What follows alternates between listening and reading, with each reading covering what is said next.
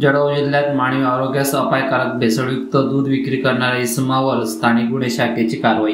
भवरखेडा तालुका धरणगाव जिल्हा जळगाव।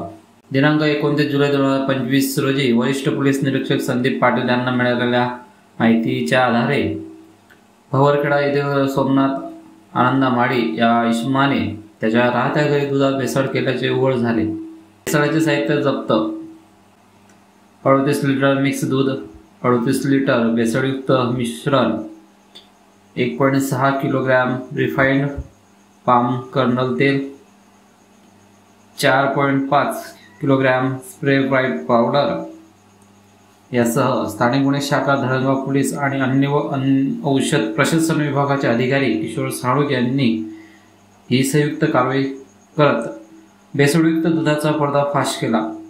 संपूर्ण साहित्याचा नमुना तपासणीसाठी लॅबमध्ये पाठवण्यात आला असून विरुद्ध गुन्हा दाखल करण्यात आला आहे। पुढील तपास स्थानिक गुन्हे शाखा व धरणगाव पोलीस करीत आहे।